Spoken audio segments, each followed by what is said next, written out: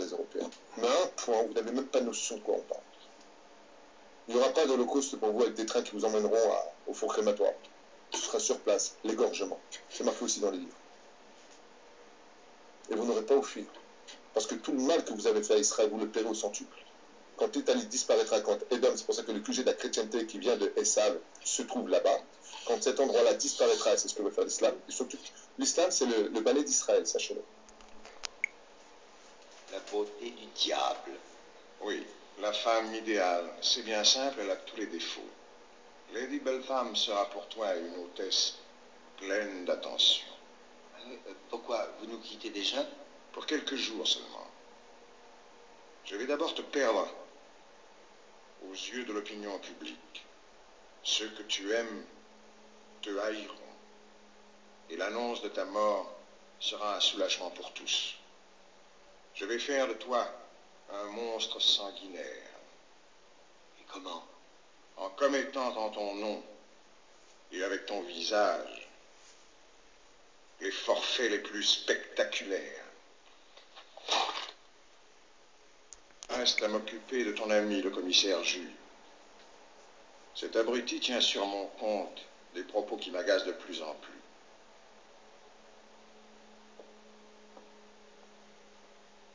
Il faut absolument que je me paie sa tête.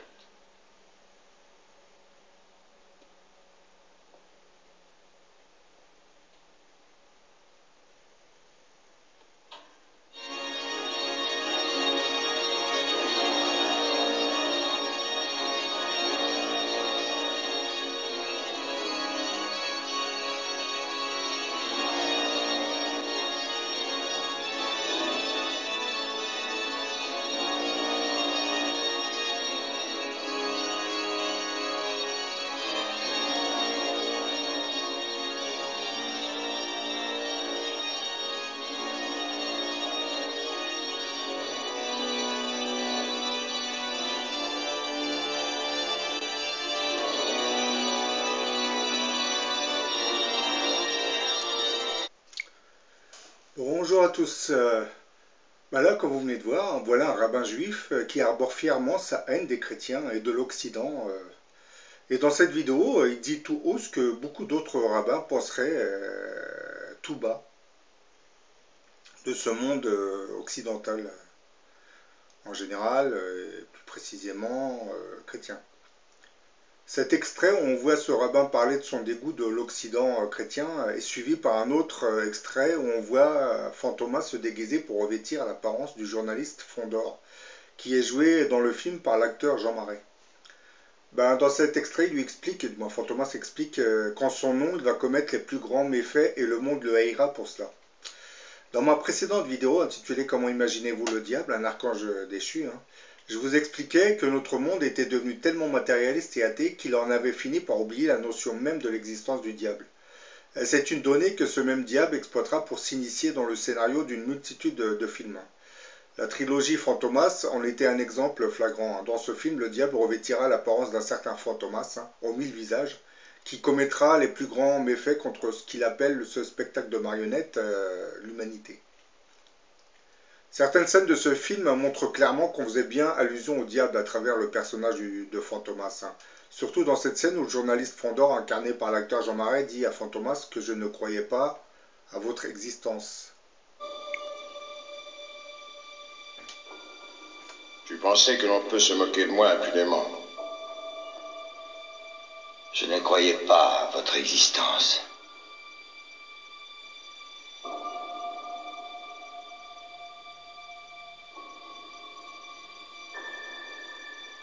Tu m'as ridiculisé aux yeux du monde. Mais tu m'as confirmé qu'aujourd'hui, un grand homme n'est rien sans la presse. Bon, là, vous l'avez bien remarqué, vous l'avez bien vu dans l'extrait. Autre caractéristique qui nous précise que c'était bien le diable qui s'exprimait à travers le personnage imaginaire de Fantomas, c'est cette manie à vouloir toujours changer de visage. Ce qui, dans la réalité, est un sport courant pratiqué par le diable pour pouvoir accomplir certains de ses desseins mortuaires. On se doute bien qu'il ne pourra jamais convaincre un individu de le suivre s'il devait lui apparaître sous sa véritable apparence. Donc, pour tromper l'ennemi, il endossera le portrait d'une multitude de personnes qui est un jeu de tromperie qu'il est habitué à faire.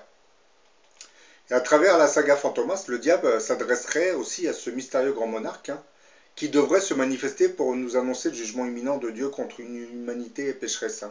Lorsque Fantomas s'empresse de faire arrêter le journaliste Fondor grâce à ses hommes de main, pour finalement se plaindre de lui à cause d'un article qu'il aurait fait publier en le ridiculisant complètement, je pense qu'il devait probablement faire allusion à un épisode dans le futur où ce mystérieux grand monarque se serait moqué de lui. Donc il l'aurait humilié devant toute l'humanité. Donc pour le punir, Fantomas lui explique qu'il prendra son apparence pour orchestrer les plus grands délits en son nom. Et c'est là qu'apparaît le groupe Daesh. Car comme je vous l'ai précisé dans plusieurs de mes vidéos, le grand monarque attendu par les chrétiens correspondrait en fait à ce Mahdi attendu aussi par les musulmans. Ce qui fait de lui une personne d'origine arabe, donc musulmane. Et je pense que tout ce déferlement de l'horreur qui est véhiculé par Daesh à travers la toile internet ne sert en aucune manière les intérêts de la religion islamique, comme vous vous en doutez. Car ce groupuscule nationaliste, qui est l'émanation de l'ancienne armée laïque de Saddam Hussein, commet ses plus grands crimes au nom de l'islam. Et nous savons que les attaques terroristes menées par Daesh en Europe sont systématiquement exploitées par les réseaux médiatiques pour discréditer complètement la religion islamique. Alors qu'aujourd'hui, après enquête des différentes polices européennes, on se rend vite compte que la majorité de ces djihadistes terroristes menaient des vies qui étaient vraiment à l'opposé de ce que l'enseignement religieux islamique nous dit. La majorité de ces terroristes radicalisés, envoyés par Daesh, fréquentaient les milieux du grand banditisme pour certains, et pour d'autres, la simple délinquance. Bon, celui de la simple délinquance. Les médias nous disent qu'ils ont été radicalisés par la religion islamique. Convertir à l'islam après avoir lu 2 pages du Coran, c'est un exploit, vous me direz. On appelle ça des conversions express. C'est un peu se foutre de la gueule du monde en gros. Nos médias sont les maîtres dans le domaine, parce qu'ils ont appris à nous ridiculiser, du moins, à nous prendre pour des idiots. Parce qu'ils savent qu'ils s'adressent à des gens qui ne réfléchissent pas beaucoup. Bien que vous avez parmi les gens qui regardent la télé une minorité qui réfléchit, mais celle-ci on ne lui donne pas la parole, vous vous en doutez. C'est convertir l'islam après avoir lu 2 pages du Coran, je vous l'avoue, c'est vraiment un exploit. Je ne vois pas comment une personne peut devenir musulmane après avoir lu 2 pages du Coran. Et après avoir lu ces 2 pages du Coran, il prend un revolver, comme un peu ce qui s'est passé aujourd'hui, du moins aujourd'hui, il y a quelques jours en Belgique. Vous avez ce Belge converti à l'islam qui s'est mis à tirer sur tout le monde en criant Allah Akbar. Je dis Allah Akbar, c'est parce que la procureure a dit Allah Akbar. Bon, ça devient ridicule, je vous assure, ça devient ridicule. Ça devient d'un ridicule incroyable. Les oligarchies, pour ne pas être confrontées à des mouvements de révolte à leur niveau, sont en train de nous fabriquer ce bouc émissaire qui, à travers Daesh, va orienter le mécontentement populaire contre l'immigration musulmane. Vous l'avez bien compris. Je dirais concernant ces djihadistes radicalisés, ce n'est rien d'autre qu'une simple délinquance que le diable exploite pour discréditer ce qui reste de l'islam. Parce que même du côté islamique, vous avez une prophétie du prophète de l'islam qui disait qu'il ne restera pas grand chose de l'islam. Les mosquées seront bien ornées, mais bon, l'islam, ça deviendra une coquille vide. C'est exactement ce qui se passe actuellement. Tous ces terroristes radicalisés qui vont à l'encontre des valeurs religieuses de l'islam seraient le fruit d'un programme très bien orchestré par le diable, à commencer par les leaders de Daesh qui sont eux-mêmes soumis à la volonté du diable puisqu'ils seraient tous originaires de l'ancienne armée laïque de Saddam Hussein. Donc qui dit laïcité ne dit pas beaucoup religiosité, vous l'aviez bien compris. Et aviez-vous tout de même remarqué qu'à la différence du fascisme et du communisme, qui avaient été les 2 plus grands systèmes de ce XXe siècle, Daesh, lui, ne cache pas ses atrocités, et au contraire, il les diffuse massivement sur la toile internet, pour qu'ils puissent être vus par la majorité d'entre nous. Le diable, sachant que le réseau médiatique relaiera par la suite l'information qu'il a diffusée sur la toile, car lui-même, je parle du réseau médiatique, car lui-même étant dirigé par des sociétés secrètes à son service. Quand je parle de sociétés secrètes, j'évoque l'oligarchie, les banques, les francs-maçons, voilà, etc., etc. Que 90% de notre réseau médiatique en France est contrôlé par l'oligarchie indirectement. Parce que les banques, comme vous le savez, reprennent le contrôle de plusieurs de nos médias. Ce n'est pas par hasard. Donc les deux plus grands systèmes totalitaires du XXe siècle, le communisme et le fascisme, eux camouflaient leurs crimes. Les Khmers rouges, par exemple, qui avaient assassiné environ plus de 2 millions de Cambodgiens, avaient interdit leur pays aux médias internationaux. Et les tueries s'est déroulées à huis clos, tout comme ceux qui se passaient en Union soviétique, où tous les opposants étaient envoyés dans des camps de concentration qu'on appelait le goulag. Bah, le meilleur exemple de ce voile de mystère entourant les grands massacres qui nous sont donnés par le nazisme surtout, et plus précisément par Heinrich Himmler, hein, qui était le chef de la SS, un responsable et maître d'œuvre des persécutions nazies. Hein, et tout particulièrement l'organisateur de ce que les juifs appellent aujourd'hui la Shoah. Non seulement il ne parlait jamais publiquement de ce qui se passait dans les camps de concentration hein, ou d'extermination, hein, mais il n'aborda jamais le sujet dans les discours secrets devant les hauts dignitaires. Hein.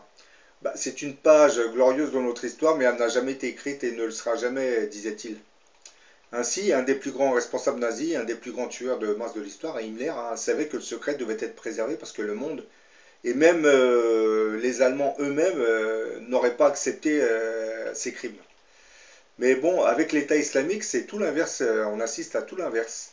L'État islamique ne cache pas ses crimes, hein, il s'en fait une gloire, il les utilise dans sa propagande. Hein, et il ne s'agit pas de quelques dérapages hein, de la part de l'un ou l'autre moudjahidine. On a ainsi vu des pères montrant fièrement leur fils, hein, le plus souvent âgé de moins de 10 ans, tué en prisonnier ou posant près d'un cadavre. Mais l'État islamique va beaucoup plus loin. Hein, là où aucun système totalitaire n'avait osé franchir le pas, bah, les médias officiels de l'État islamique diffusent des images de massacres et d'assassinats. Ils se vantent du rétablissement de l'esclavage, nous donnent à voir des hommes précipités dans le vide, égorgés, crucifiés, voire brûlés vifs. Bah, vous avez la vidéo de la mise à mort du pilote jordanien âgé de 26 ans, Moaz El-Kasbeh, qui avait été aspergé d'essence et brûlé vif dans une cage au début du mois de février 2015. Bah, cette image avait choqué, mais bon, le but final de cette image, c'est vraiment pas choquer, mais conditionner les esprits pour que les gens aient du dégoût envers la religion islamique. Je pense que vous l'aviez bien compris. Les images atroces montrées au ralenti des derniers instants de la vie de El-Kasbeh avaient été justifiées par l'État islamique au nom du principe islamique de la qisas, qui prévoit dans certains cas qu'un crime soit puni de la même manière dont il avait été commis. Donc là, vous voyez, c'est un pilote jordanien, donc issu d'un pays musulman. Donc l'État islamique va brûler vif cette pilote pour dégoûter les musulmans qui habitent en Jordanie de ce groupuscule. Mais à travers ce groupuscule, c'est l'islam qui est visé. Donc ces musulmans jordaniens commenceront à avoir du dégoût envers leur propre religion. Vous voyez un peu le machiavélisme jusqu'où il va. Tout en signalant que la punition par le feu est quand même considérée comme interdite par de nombreux théologiens, vous le savez, hein, vous l'ignorez, mais je vous le dis. Pourquoi donc l'État islamique, à la différence des deux plus grands systèmes totalitaires de ce XXe siècle, ne cache pas vraiment ses crimes? Bah, déjà, il faut préciser qu'on commet des crimes pour instaurer une terreur.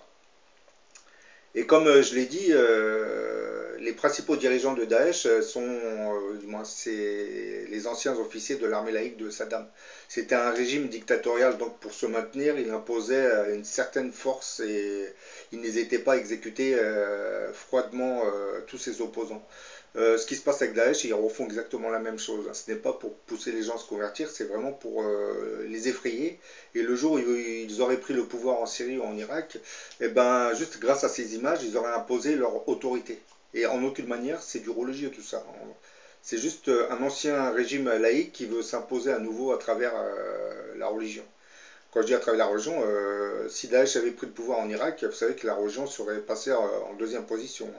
Puisque les anciens officiels laïcs de cette ancienne armée de Saddam auraient repris leur position, auraient recommencé à refaire ce qui s'était passé sous le règne de Saddam. Je pense que vous aviez tous compris que stratégiquement parlant, le fascisme, tout comme le communisme, étaient deux systèmes qui servaient le mal absolu. Donc pour maintenir leur survie, il fallait logiquement cacher ces crimes. C'est un peu ça que le diable faisait. Hein. Il ne va pas discréditer des régimes qui servent ses intérêts. Donc si le communisme ne servait pas ses intérêts, il l'aurait discrédité. Parce que le communisme, il est attaqué par le capitalisme américain, hein, mais bon, les deux systèmes sont athées, donc que ce soit le communisme ou le capitalisme, c'est des systèmes athées. Donc bien que le capitalisme s'attaque au communisme, le diable fait en sorte que les gens n'aient pas eu conscience de ce qui se passait sous le régime communiste soviétique surtout. Donc pour maintenir leur survie, ben, il fallait bien cacher leurs crimes. Alors que Daesh, qui est certes une organisation maléfique, ne devait pas cacher ses crimes, hein, car Daesh est censé représenter l'islam dans le monde. Vous avez bien entendu. Hein. Elle est censée représenter l'islam dans le monde. Donc maintenant, vous comprenez pourquoi le diable a tout intérêt sur médiatiser les méfaits criminels de Daesh pour discréditer ce qui reste du religieux dans notre monde. Hein. Parce que vous savez qu'en Europe, la religion est pratiquement assommée, j'allais dire.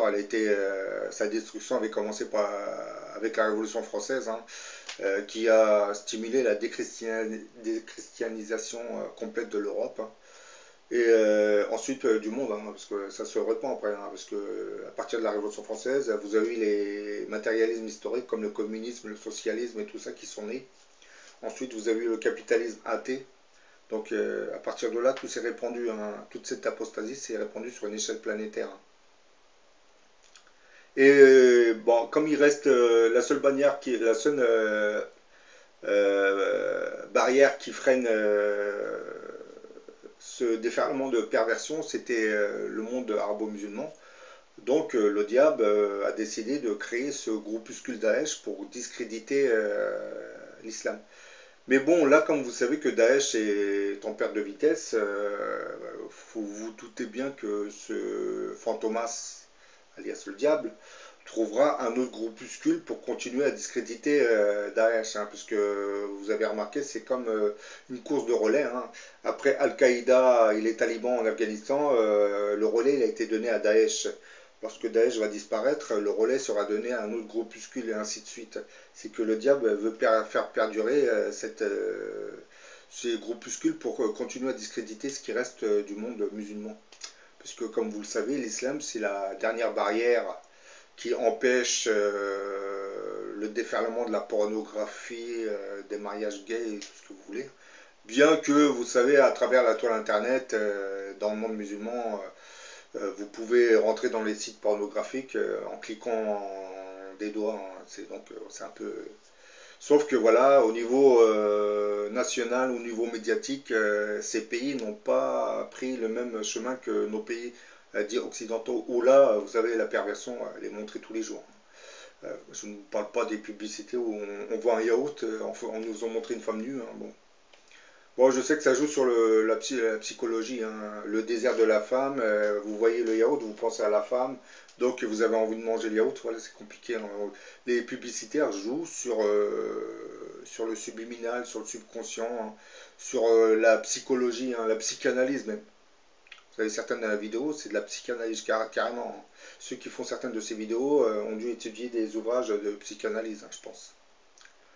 Bon, là, je vous ai parlé que des publicités, sinon vous avez le déferlement de la pornographie, hein, des sex shops, tout ce que vous voulez, hein, tout ce qui pervertit la nature humaine.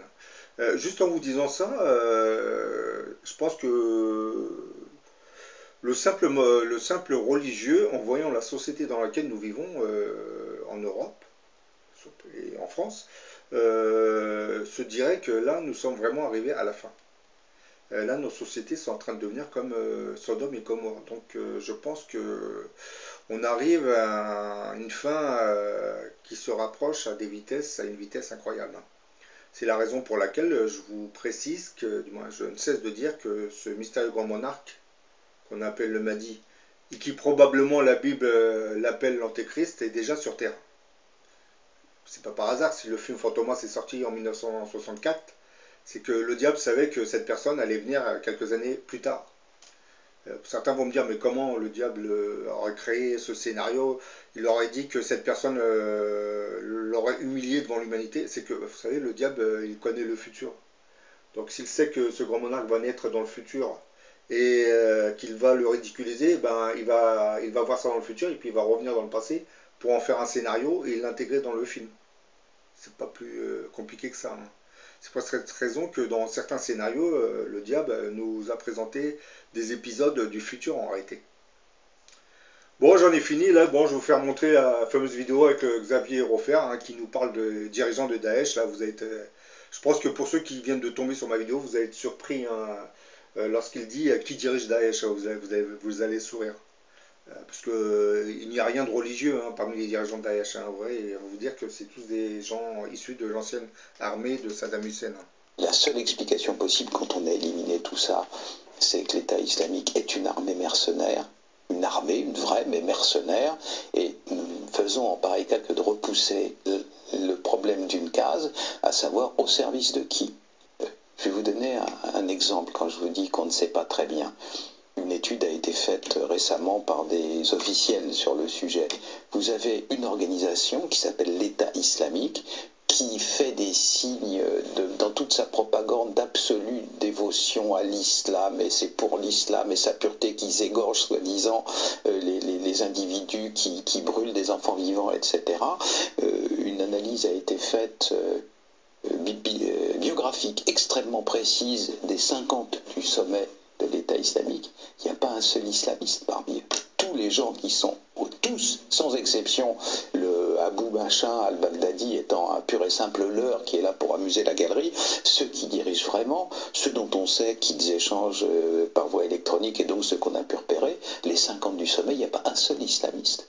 Qu'est-ce que c'est que ce truc-là ? C'est un peu Canada Dry quand même, ça ressemble à l'alcool, ça a le goût de l'alcool, mais c'est pas de l'alcool. Là, qu'est-ce que c'est qu'un islamiste? On le sait, c'est quelqu'un qui a combattu en Afghanistan, qui figure sur beaucoup de sites, qui est connu pour ça dans sa biographie. On ne devient pas chef d'une organisation comme ça en claquant dans ses doigts et en 5 minutes. Donc là, dans la direction de ce qu'on appelle l'État islamique, il n'y a pas un islamiste.